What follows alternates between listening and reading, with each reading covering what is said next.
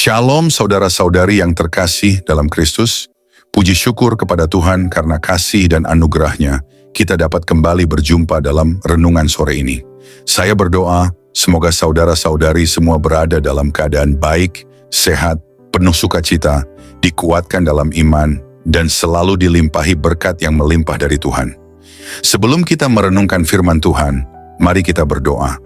Tuhan Allah Bapa kami yang bertahta di surga, kami datang ke hadapan-Mu sore ini dengan hati yang penuh syukur. Saat ini Tuhan, kami ingin merenungkan firman-Mu.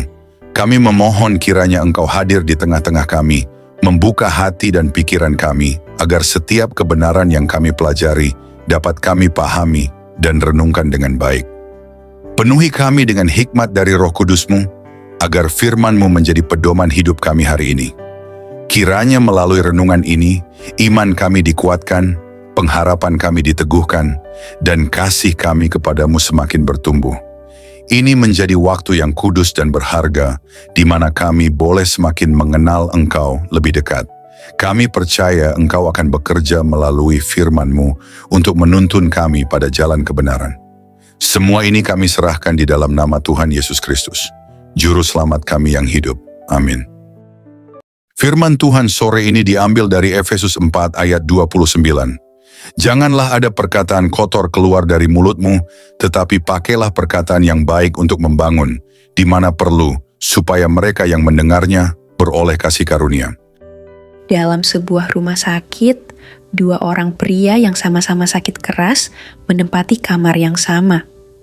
Salah satu dari mereka memiliki tempat tidur di dekat jendela, sementara yang lain hanya bisa berbaring lurus di tempat tidurnya. Setiap sore, pria yang berada di dekat jendela diperbolehkan duduk untuk mengosongkan cairan dari paru-parunya. Pada saat itulah, ia selalu menceritakan keindahan yang tampak dari jendela kepada temannya yang hanya bisa berbaring. Ia berbicara tentang taman yang indah, kolam dengan itik dan angsa, anak-anak yang bermain, serta pemandangan kota yang menakjubkan. Temannya yang hanya bisa berbaring, merasa senang, penuh harapan, dan memiliki semangat hidup yang baru berkat cerita-cerita tersebut.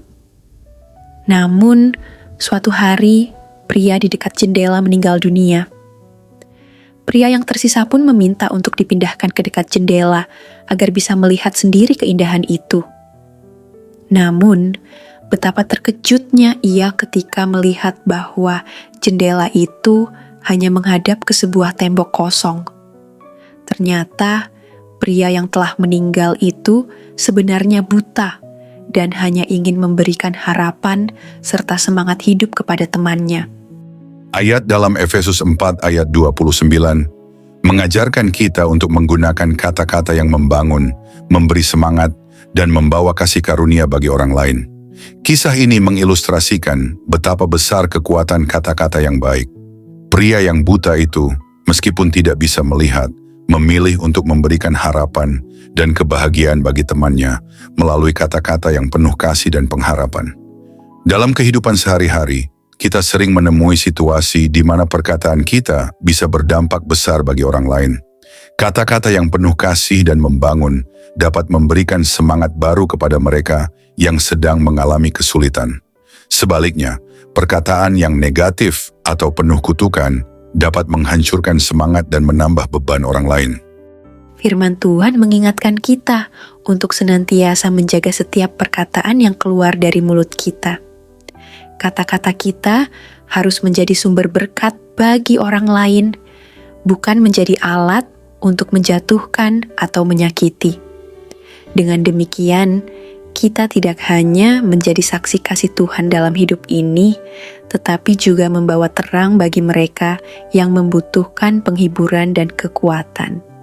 Saudara-saudari, terkasih dalam Kristus, apakah kata-kata kita selama ini lebih sering membangun atau malah menjatuhkan orang lain? Bagaimana kita dapat lebih bijak dalam berbicara agar perkataan kita membawa damai dan kasih karunia? Mari kita berlatih untuk berkata-kata dengan kasih, mendoakan orang lain, dan menguatkan mereka dengan ucapan yang positif. Ingatlah bahwa setiap kata yang kita ucapkan memiliki dampak bagi orang lain. Gunakanlah kata-kata yang mendorong dan menguatkan. Sebagai orang percaya, kita dipanggil untuk menjadi terang dunia. Salah satu cara sederhana untuk menerangi hidup orang lain adalah dengan memberikan kata-kata yang membangun dan memotivasi. Sebagai penutup renungan firman Tuhan sore ini, marilah kita merenungkan kembali pentingnya setiap kata yang keluar dari mulut kita. Firman Tuhan dalam Efesus 4 ayat 29 mengingatkan kita untuk selalu menggunakan perkataan yang membangun, memberikan semangat, dan membawa kasih karunia bagi orang lain. Kata-kata bukan sekadar rangkaian huruf dan suara, tetapi memiliki kekuatan yang luar biasa. Bisa menjadi berkat atau justru menjadi batu sandungan bagi orang lain. Melalui kisah pria buta yang setiap hari menceritakan keindahan di luar jendela kepada temannya, kita belajar bahwa kata-kata yang penuh kasih dapat menjadi sumber kekuatan, penghiburan, dan harapan. Meski ia sendiri tidak bisa melihat, ia memilih untuk menyampaikan hal-hal yang baik, yang memberikan sukacita bagi orang lain. Begitu pula dalam hidup kita dihadapkan pada pilihan, apakah kita akan menggunakan kata-kata untuk membangun dan menguatkan, atau justru menjatuhkan dan menyakiti. Dunia ini sudah penuh dengan tantangan, kesulitan, dan pergumulan. Banyak orang di sekitar kita sedang menghadapi beban hidup yang berat, mengalami kekecewaan, atau kehilangan harapan. Dalam situasi seperti ini, perkataan yang baik dan penuh kasih dari kita bisa menjadi sinar terang yang menuntun mereka keluar dari kegelapan. Kata-kata kita bisa menjadi penyemangat bagi mereka yang putus asa, bisa memberikan damai bagi mereka yang gelisah, dan bisa meneguhkan iman bagi mereka yang lemah. Sebagai orang percaya, kita dipanggil untuk menjadi terang dunia dan garam bagi sesama. Salah satu cara sederhana untuk menjalankan panggilan ini adalah dengan memperhatikan setiap kata yang kita ucapkan. Kita dapat memilih untuk berkata-kata dengan lembut, penuh pengertian, dan penuh kasih. Kita bisa mulai dengan hal-hal kecil, menghibur teman yang sedang sedih, memberikan kata-kata positif kepada keluarga kita, atau bahkan sekadar mengucapkan terima kasih dan menghargai orang lain. Marilah kita terus berusaha untuk berkata-kata dengan bijaksana. Jika kita pernah mengucapkan kata-kata yang menyakiti orang lain, marilah kita belajar untuk meminta maaf dan memperbaiki kesalahan kita. Jika kita selama ini jarang memberikan kata-kata yang membangun, marilah kita mulai melatih diri untuk lebih banyak berbicara dengan kasih dan pengharapan. Dengan begitu, kita tidak hanya menunjukkan kasih Tuhan dalam hidup kita, tetapi juga menjadi alatnya untuk menyebarkan berkat bagi sesama. Kiranya renungan ini mengingatkan kita semua untuk selalu menjaga perkataan kita dan menggunakannya sebagai sarana untuk membangun, menguatkan, dan menginspirasi orang-orang di sekitar kita. Semoga kita semua dimampukan untuk menjadi pribadi yang penuh kasih dalam setiap perkataan dan tindakan kita. Tuhan memberkati kita semua.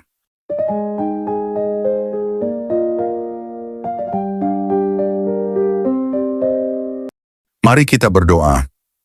Tuhan, Allah Bapa di surga, terima kasih Tuhan Yesus atas firman-Mu yang telah kami dengar sore ini. Kami datang ke hadapan-Mu dengan hati yang penuh syukur, mengakui segala kebaikan-Mu yang tak terhingga. Kami bersyukur karena Engkau selalu menyertai kami dalam setiap langkah kehidupan ini. Setiap detik kehidupan kami adalah anugerah dari-Mu. Dan kami mengakui bahwa tanpa Engkau, kami tidak bisa berbuat apa-apa. Terima kasih Tuhan atas penyertaan-Mu yang sempurna. Engkau menjaga, memberkati, dan memberikan kekuatan kepada kami dalam segala hal yang kami hadapi hari ini. Kami sadar bahwa banyak tantangan dan pergumulan yang kami hadapi. Namun Engkau selalu memberi kami ketenangan dan keberanian untuk melangkah. Jika ada hal yang kami lakukan hari ini yang tidak berkenan di hati-Mu, ampunilah kami ya Tuhan. Sucikan hati kami, bersihkan pikiran kami, dan ajarilah kami untuk hidup lebih sesuai dengan kehendak-Mu. Kami ingin hidup yang berkenan di hadapan-Mu, hidup yang mencerminkan kasih-Mu kepada sesama. Kami menyerahkan segala kelelahan, kekhawatiran, dan pergumulan kami kepada-Mu, Bapa. Biarlah Engkau yang memberi kami damai sejahtera, yang melampaui segala akal, dan menyembuhkan setiap luka yang ada di dalam hati kami. Kami percaya hanya di dalam Engkau kami mendapatkan ketenangan yang sejati. Saat malam tiba, Bapa, penuhilah rumah kami dengan kehadiran-Mu yang nyata. Berikanlah kami istirahat yang tenang dan memulihkan tubuh, jiwa, dan roh kami. Semoga esok hari kami bangun dengan semangat baru, penuh harapan dan kasih untuk melayani Engkau dalam setiap kesempatan. Lindungilah kami sepanjang malam ini Tuhan, dan lindungi keluarga kami, saudara-saudari kami, serta semua orang yang mendengarkan renungan ini. Jauhkan kami dari segala mara bahaya dan godaan yang bisa menjauhkan kami dari-Mu. Kami percaya sepenuhnya pada kasih-Mu yang sempurna, yang senantiasa menyertai kami dalam setiap situasi kehidupan. Kami serahkan seluruh hidup kami ke dalam tangan-Mu yang penuh kasih. Biarlah kehendak-Mu yang terjadi dalam hidup kami, sekarang dan selamanya. Di dalam nama Tuhan Yesus Kristus, kami berdoa dan mengucap syukur. Amin. Terima kasih sudah setia mendengarkan renungan firman Tuhan sore ini. Kiranya apa yang kita renungkan hari ini dapat menjadi berkat dan kekuatan bagi kehidupan kita sehari-hari. Jangan lupa untuk terus hidup dalam firman Tuhan, karena di dalamnya kita menemukan damai sejahtera dan pengharapan yang sejati. Bagi saudara-saudari yang diberkati melalui renungan ini, jangan lupa untuk like, subscribe, dan tinggalkan komentar di bawah. Dukungan Anda sangat berarti untuk memperluas jangkauan pelayanan ini, agar semakin banyak orang yang diberkati oleh firman Tuhan. Sampai jumpa di renungan berikutnya. Tuhan Yesus memberkati kita semua.